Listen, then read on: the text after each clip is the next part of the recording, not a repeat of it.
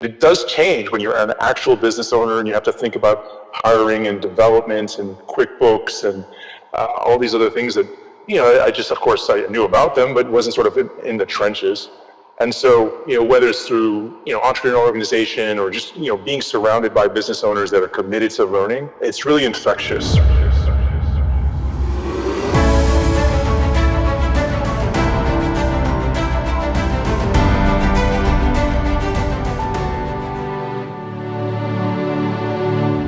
All right, welcome back to another episode of Angels, Exits, and Acquisitions. I am your host, Jeff Barnes. This is the official podcast of Angel Investors Network. And we talk about a lot of things when it comes to investing, raising capital, and exiting businesses. And today we're talking with David Flores Wilson about scaling, exiting businesses, the entire journey from a financial planner's view. And he has a lot of designations behind his name, very smart guy. And we had a chance to talk about not only exiting your business, but planning for that exit, planning for tax strategies and, financial planning and how financial planning generally tends to fail business owners and the things you need to be looking out for as a business owner, as an entrepreneur, scaling your business and exiting your business. So stay tuned, give us a listen, give us a like, a subscribe, and a share. And I'm looking forward to hearing what you have to say about this episode. Thanks. Welcome to Angels, Exits, and Acquisitions, the place to learn how to fund, scale, exit, and massively profit as an angel investor or entrepreneur. Brought to you by the Angel Investors Network. And now, here's your host, Jeff Barnes. Hi there, and welcome back to another episode of Angels, Exits, and Acquisitions. I'm your host, Jeff Barnes, and I'm joined today with David Flores Wilson. David, how are you doing? Doing well, Jeff. Nice to meet you and excited for the conversation. Yep, absolutely looking forward to it. Looking forward to learning about Sincerus Advisory and what you guys do over there and, maybe how you guys take a different approach to financial planning and financial advisory. But before we do all that, why don't we go ahead and dive in and tell us a little bit about your background and how you got to where you are today? Sure. I, had an investment banking career out of college and, which was great. You work hard in investment banking, you meet a lot of smart people. Personally, it wasn't my passion. I think, so I started to just poke around and explore other things. I'm very interested in finance, and so I'd taken some certifications, and then what kept happening is that people were like, "Oh, you have the CFA. Can you tell me how I should allocate my 401k?" Or I had this red versus buy spreadsheet, and sort of circulating around the office, and so eventually, financial planning became my hobby, right? And so figured out what my hobby was, and then this is sort of my greatest mistake is that that was maybe even 2006 or so. I've kind of figured, hey, this is what I want to do. This is what I'm passionate about, and I waited until 2009 during the financial crisis to say, you know what, like I'm going to give this a go. Do financial planning for individuals and families, and so what I do now is just I work with a lot of business owners and entrepreneurs, and just try to be helpful from formation to exit and beyond. Just kind of align their mission, their goals, their values, and put together strategies and techniques so they can make progress on their financial plan. Very cool. All right. So something you left out there is that you were at the 1996 Atlanta Olympics, right? Oh yeah. My gosh. Yeah, I wasn't a professional runner, but between high school and college, I was born and raised in Guam, and I got the chance to represent Guam in the Olympics, which was, for me, an amazing experience. I think it's more impressive me kind of looking back on it now than at the time, because I think when you're 18, you just kind of go with the flow, and for me, it really saw to be surrounded by professionals and excellence, and seeing the commitment that they have. Try to take that, in my career, right? I think it's, when it comes to doing financial planning, there's always something else to learn. There's always a new, tax strategy or investment opportunity. I think just continuous improvement is really what I took from sort of that track experience of kind of just, trying to get better, like maybe 1% better every week or so at the crafts. Awesome. Yeah. I can only imagine what that experience was like. That was in interesting games, right? In Atlanta. But the journey to become an elite level athlete is, I was in the military. I was not an elite level athlete, but I was definitely elite at what I did. And I was a scuba diver at one point and working with Navy SEALs and folks like that. So can only imagine the amount of training and discipline that goes into something like that. So, well, I mean, I know it's almost 30 years later, but congratulations on all that. And I'd imagine that mindset is really what sets you up for the long-term success, because I know you hold a lot of 3 and 4 letter titles behind your name, right? and getting those, I went through the college for financial planning for a while, and until I realized I didn't want to pursue that anymore. And I know what it takes to go through that whole process and learn that. So congratulations on that as well. I know those are not easy to attain. Jeff, first of all, thank you for your service.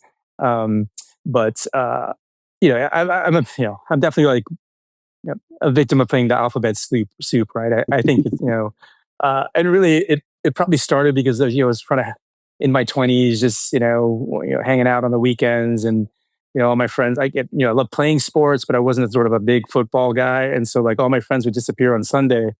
And I'm like, it just became kind of a ritual that kind of every Sunday I would just study for something that would help my career and my clients. And so, there's no shortcut for sort of the actual experience of working with clients and helping them sort of achieve their goals. But if I can learn just a few tricks or strategies from this certification or that certification, it's time well spent. So. Absolutely. Well, I want to dive into that a little bit because, and I know this is probably not the direction you were thinking this podcast is going to go, but don't worry, we'll get to some of the meat here in a little bit. Okay. But the mindset piece of getting into this, and like you just said, continuous improvement, continuous learning, right? I think the Japanese term for it is Kaizen, right? We're constantly improving, trying to get better. And I think that in any field, doesn't really matter which field you're in, that one little thing, just that one mindset shift of I just want to get 1% better every day, just a little bit better, is what sets the winners and the most successful people apart from the rest of the flock. I'm curious what your thoughts are on that. Yeah, I think it's contagious as well, right? When you sort of, I only became a business owner about 5 years ago, right? So I've been in financial service for 25 years, but only stood up this company with a business partner 5 years ago. And so I've just tried to soak in different business best practices, because I've been advising business owners for many years. But it does change when you're an actual business owner and you have to think about hiring and development and QuickBooks and all these other things that I just, of course, I knew about them, but wasn't sort of in the trenches. And so whether it's through entrepreneur organization or just being surrounded by business owners that are committed to learning, it's really infectious, right? And I think that I can just kind of see, it's the ones that are just okay. Let's get 1% better, like every week, because business it's nonstop, right? It's never been more competitive than it is today, and just looking for that edge and executing. And what's the strategy, and how do we hire? What do you do with cash, and what do you do with execution, and all these sort of different aspects? It's a passion, and of course, entrepreneurship isn't for everyone, and so it's a lot of fun for me to kind of work in this sector and to provide value, and to know that like what we're doing, the strategies that we're working on now, like, it could change, right? Markets change, and there'll be new things going on next year and the year after. So. Yeah. It's funny you mentioned that, because I joined the Navy because I didn't want to be an entrepreneur, because I watched my dad struggle through that. And then I realized I didn't want to be in the Navy either, because I didn't really like the authoritarianism that was happening there. Then I joined corporate America, and eventually I'm like, you know what? I need to start my own thing. I need to go out there and do this. And as I was getting into it, I kept saying, I don't know why anybody would not want to be, at least self-employed, if not entrepreneurial, right? And it wasn't until about 10 years ago, I was talking with one of my neighbors, and she goes, you entrepreneur, business owner people are crazy. I'd love to be able to check out at the end of the day and leave my problems of work at work and come home and ignore everything else until, Friday I check out and Monday I have to deal with it again. But that's it. I don't want to deal with that. And that was my first kind of aha moment to realize that, man, people are different, and we think very differently. We have different ambitions, different goals, different lifestyle choices that we want to make. And it really does, to your point, like you were saying, entrepreneurship is not for everyone. So having the right mindset, going back to what we were just talking about, I think really plays into the success of the entrepreneur and the business owner, right? And I think that, even though you're only 5 years into that, I can only imagine how successful you'll be because of that one little mindset that you had going into this, right? You already built up the athlete's mindset, and then the continuous improvement in studying and knowledge. So I'd imagine that you're your clients are in really great hands. Even though I'm not a client of yours, in full disclosure, and I don't really know you, but knowing your background, knowing what you've done and how you've gotten to where you are today, I can only imagine that your clients are in really great hands. So just want to give you kind of a hat tip on that because, Appreciate again, that. I know what kind of work it takes to get there. So, And Jeff, it's interesting when you said that, right? In terms of just that realization that everyone's a little bit different, right? Because some people are just so passionate, kind of working in the business. Some people want to work on the business. Some people want to work, over the business, right? You create a business kind of runs itself. And I think if you don't sort of know yourself and where you're headed and those values, then you're going to have some alignment issues and where immersion and sort of this never being able to turn it off. That really works for some people, and it really doesn't for others, right? And just knowing mhm. who you are and what's going to make you happy and bring you success. And it's really hard to know yourself like that, right? I mean, that is the age-old question, know thyself. And I think most people don't. And I'll be quite transparent, I didn't, right?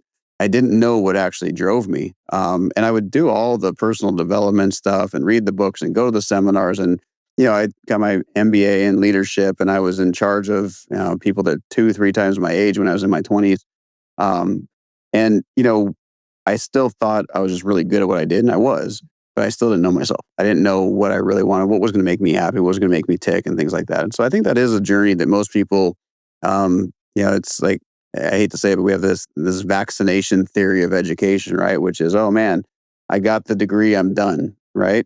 Versus the successful people, they want to keep going and going and going and going, right? And learning that stuff. So, I think it is a really important piece of the mindset. And you just mentioned something about the people that work in the business versus on the business versus over the business. What do you mean by that? And I know you're a certified exit planning advisor, which means you probably work with a lot of business owners. So what do you mean by those terms? And how does that relate to, someone's long-term goals? Yeah, I think that 'cause when we work with business owners and oftentimes the business owners could be 3 years, 5 years, or 20 or 25 years away from some potential exit. And we just want to impart to people that exit planning is going to add value to their life and their family and their businesses way in advance of an actual exit event, right? And so getting personally ready, financially ready, and then the business ready. And so a lot of that is just the work of saying, hey, like, what do you really want? Who are your stakeholders? And so one day when you sell your business, is that going to be a succession issue? Do you want to keep the legacy of the business going on? And so, you maybe do an ESOP or a management buyout. Or do you just want the best and highest possible price on an after-tax basis? And, that might be a sale to a strategic buyer or private equity. And so, um, so for some people, yes, it takes that saying, hey, you know what, I want to just, uh, have passive income from a business. And that sort of means that, you create a system where you're no longer so central to the running and functioning business. Because many business owners, they're head of sales, head of operations, they control all the supplier relationships. And so, that means potentially, okay, well, let's move from just you working in the business and break up these roles. And, eventually the business is more valuable because someone potentially could pay more because uh, those systems are in process, that management is there, that leadership development is there. Um, and so, just always just being very clear about, okay, like, you're working in the business, like, where do you want to go? Do you want to work over the business or do you want to work on it so that it's more valuable eventually to increase your exit options, no matter what that is, right? In terms of, an ESOP or a sale or just continue on as a passive owner. So I'm going to unpack a lot of what you just said right there. You said a lot. I'm going to try and unpack that. Let's put it that way. Um, I wrote a book specifically about systems, processes, and procedures, right? Navy is, especially the nuclear power, especially on a submarine, it is, down to a gnat's ass on what you have as far as your processes. And most businesses do not run on systems at all. They run on tribal knowledge and they run on a lot of hard work and a lot of effort and, mostly forced by a lot of business owners. What do you feel out of the clients you've worked with, the businesses you've been involved with? What do you feel has been the biggest challenge for someone who is doing some sort of exit planning, whether it's a system or a role? Like, what is the biggest thing that they face as a challenge when it comes to increasing the overall enterprise value of their business and preparing for an exit? Yeah.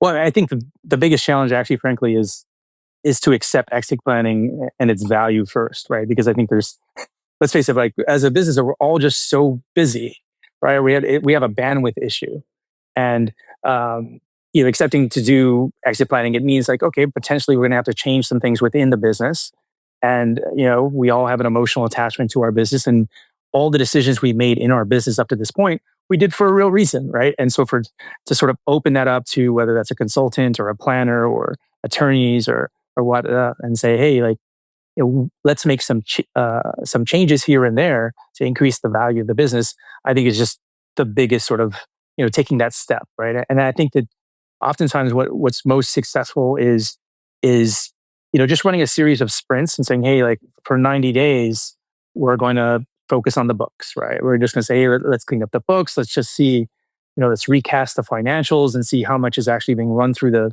businesses, what's really personal expenses, and everyone kind of, maybe another 90 days, we're doing standard operating procedures around, HR policies or something like that. So we're diminishing the risks within the business, and then, maybe another 90 days, we can spend, again, this could be a multi-year process, frankly, right? Of saying, hey, let's get away from the owner being the main salesperson in the business, right? Let's create a sales team with real sales leadership and a systematic process of to go from top of the funnel to closing and beyond. And I think that is all those things. It's just not easy, right? And so just one thing at a time, I think, is sort of business owners, that they're committed to just doing it one step at a time. Because at the end of the day, right, I think when it comes to, let's say, a strategic sale, what's going to make them pay more, right? Frankly, it's margins, it's size, but I think a lot of the things that business owners can do are to stop the friction when it comes to sort of some exit, right? To get rid of these bumps in the road, like, oh yeah, let's set up a data room and have all these financials, like, and then if you're in a transaction and it takes you months to do because you haven't kind of done that years ahead of time, you might have lost out on a buyer or two, right? So, before continuing, please subscribe and share this video to help us reach more people and stay notified of our latest releases. Now, let's continue watching and learning. Right. Yep. Absolutely. No. And we're talking about business owners. We're talking about entrepreneurship in general. And like you said, most business owners spend the vast majority of their time just trying to build and run the business, right? They're not even thinking about retirement because most of the times they're thinking like, hey, I'm not going to retire. This is my baby. But if we're being honest with ourselves, at some point, all of us want to start doing something different, or we don't want to be involved in the day-to-day as much. Maybe it is like, I just want to be the chairman or a shareholder and not run it anymore. But that does require, again, exit planning is one piece of it, but there's also pairing that with a financial plan. And I think that you have a stance similar to what I have, which is, the traditional financial plans that most people would get are not necessarily great for entrepreneurs. So what is your thought process when it comes to financial planning as it relates to business owners and entrepreneurs? Yeah, I mean, I think when it comes to financial planning for owners and founders, the elephant in the room really is that the business asset, what is it, 60, 70, 80, 90% of the net worth. And I think most of the financial advisory community, they're sort of jumping up and down and saying, hey, you got to diversify, you got to diversify, you diversify. And, my response back is why, right? And we don't really know if they should be diversifying and putting stuffing those 401ks and profit sharing plans and cash balance plans until we really analyze the business and its rate of return, right? And so, sure, is there an argument for diversification for the sake of, let's say, asset protection by putting money in a 401k for it? Yeah, that makes sense. But let's understand the real rate of return of the business. And if it's vastly better than what we can expect within the business, within the markets, diversified portfolio, well, then let's continue to reinvest in that business. And then what's the cost? What's the potential rate of return of hiring that extra person or that extra piece of equipment? And so, I think just being very diligent about that sort of this the capital allocation piece of the business as well as the personal side, right? Because I think that because you can kind of just say, hey, like, well, I'm just going to let it ride, and then when the business is mature, well, then also there's sometimes maybe you waited too long, right? Because you may not be able to sell the business as well. So it's we're paying. It's multidimensional, but I think just having these conversations around what's best for the long term. But your point is very clear around most business owners. We love what we're doing, and so we oftentimes can't imagine a time when we're not doing this. And I think that oftentimes when you know. The exit plan kind of comes into place is because there's been a health scare or just real concern from, let's say, the spouse about what will happen to them. And so I think that kind of really starts the ball rolling into thinking about, okay, well, how do we optimize so that we have our financial, personal, and business goals all aligned? Yeah, absolutely. Well, and it's funny because I advise and work with a lot of people on M&A, right, mergers and acquisitions, and I got to be honest, it's really funny to me when we get to the table with somebody who thinks their business is worth, let's just say, a 7x EBITDA multiple, right? Yes. And then you start diving into it, like actually maybe 3x at best, right? After you've done your analysis and you've figured out all the challenges and all the gaps. And then they think you're crazy because like, well, geez, I can run this business just fine. Like, yeah, but I didn't want to buy a job. Like, that's not the goal, not to buy a job. Or you have these companies that they structure themselves in such a weird way that the amount of money that it's going to take for a buyer, even if it's a strategic buyer, to fix the business is almost not worth the headache of buying the business, right? And this idea that entrepreneurs and business owners, like, yeah, we spend most of our time and energy in our business, and that's where most of our wealth is tied up. But they don't even think to optimize it, right? To improve that. Yeah. To me, it's almost like you keep putting your money with the same financial advisor or planner who loses you money year after year, yet you're still paying the fees, right? Like, come on, guys, we gotta be a little bit smarter about this. And I think one of the biggest fallacies that most people have is that, especially if they have kids who are even working in the business with them, that the kids are going to want to buy it. The kids are going to take it over, right? And I see this, I've seen it with my own family. I've seen it with, plenty of people I know. And I think it's it's a disservice to everyone involved to just assume that. So how do you approach those conversations with small business owners who think that their kids, somebody in their family is going to take it over? Yeah. This is a particularly, personal issue, right? I think I grew up working in my grandparents' family, the series of family businesses. And so, they had a farming business, they had a retail business, and I would spend my weekends and summers kind of helping out as a little kid, just on the farm, kind of working in these businesses, and so what I saw from them is that they didn't have the right planning and they didn't have the right conversations, and they lost one of their businesses because they didn't have the right coverages, and so there was an expectation around succession, and it wasn't done correctly, right? And so there are best practices around succession. And because you can think about there's a classic thing of the three circles, right? The owners, the family members, and the people working in the business, and there's some overlap. There's some owners that are family and some that are not, right? There's some managers that could be family and some that aren't, right? And so having that strategic conversation and getting people really ready is, I think for us, I mean, all those sort of different businesses we work, there's probably three multi-generational businesses that are just actually like complete success stories, right? And they were aligned from the beginning, right? And they knew, because some of the conflicts, they're very foreseeable. How you treat the in-laws, like when they're working in the business, like within the estate plan. How do you reward managers that aren't family members, that still want upward mobility? How do you manage someone's retirement when maybe the second generation expects to get the business for free, right? Oh, and then what about one sibling who's in the business, putting all that hard work into the business, and yet you want to equalize inheritances, and the other sibling's not in the business, and so these questions, they need to be thought through very carefully, right?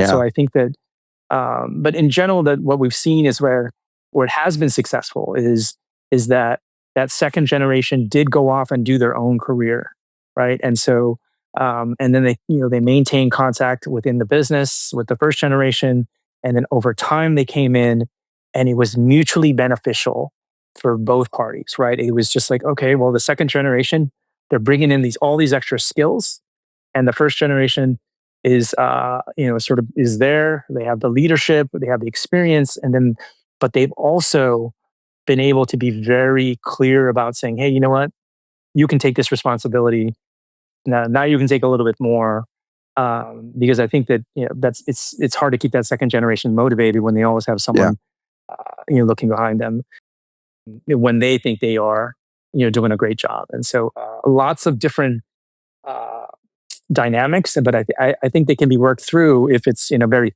it's done in a very thoughtful way. And then how do we do that in terms of estate planning and financials and the real estate and the wills and so just having those conversations again and again and again, right? And making sure the family is this cohesive unit that's has good communication and is getting together. And so as you realize, okay, well, what's the legacy we want to have here and bring to that second generation? So. Yeah, absolutely. You mentioned something that made me think of the book, The Richest Man in Babylon. Are you familiar with that one? I have read that book. It's been a number of years, though. Yeah. Yeah, it's an oldie but a goodie, right? Written by George Clayson a long time ago. I still have no idea if it's actually true or not, or if it's just a parable. But either way, it's a great book. And he talks about the king sends his son out into the world with a whole bag of gold, right? And says when you finally learned how to keep this gold or make more of it, then you can come back and be part of the kingdom, and you can be part of my empire, right? And the story and the parable behind that is exactly what you're just saying. Like you got to kick them out at some point, or they have to go out willingly on their own. Because like I have two sons, and I would love for them to be in my business, but not right away. They've got to go learn skills, and they got to go learn how to be an employee. They've got to learn how to build up their own skill set and find out what they really want, as opposed to dad's telling you what to do all the time. And then who knows, 10, 20 years later, they get pissed off because I never let them actually, grow their own wings and take off, right? Maybe it's not what they wanted in the first place. So I think there's a lot to that. And I think that it would be very valuable for anybody who's thinking of having anybody in their family part of their business to go through some sort of exercise like that. So we'll definitely make sure that they know how to get in touch with you. But before well, there's lots of resources as well, right? Like there's whether it's the Family Firm Institute, I think or other sort of just research organizations or nonprofits just focus on, okay, well, like this is our mission of perpetuating the family business and getting these best practices together. Right. And so I try to stay active in those communities as well, to pick up little tidbits for the families that we work with. Yeah, absolutely, absolutely. So I want to shift gears a little bit here, because especially Trump's in office now, things are changing. There's all sorts of talk, and there's always fear, right? Whenever there's change, there's fear, and people are always afraid of the unknown. But one thing that we know is not going away anytime soon is taxes, right? And I know that business owners, especially when they get to, funny story, going back to the whole exit planning, we're going through negotiations right now and finalizing an acquisition of a company. This guy's 27 years old, and we had to bring it up to him. Oh, by the way, the money you're taking away at the closing table, you don't keep all that. Now, what do you mean? What are you talking about? Well, there's a thing called taxes. And when we didn't do any of the planning for him, we said, you need to go talk to somebody who understands this stuff. And you realize, oh man, I'm going to lose like 40% of the money in a sale. Are you serious? This is ridiculous. And I just thought that was, again, it's kind of humorous, but it's also a real challenge for someone like that. And he's making a lot of good money already in the business. How do you work with business owners that are making a lot of money and they're still paying a lot of tax? Like, what are some little tidbits that maybe you could give them to help them start thinking about this differently? Sure. I think for entrepreneurs and founders,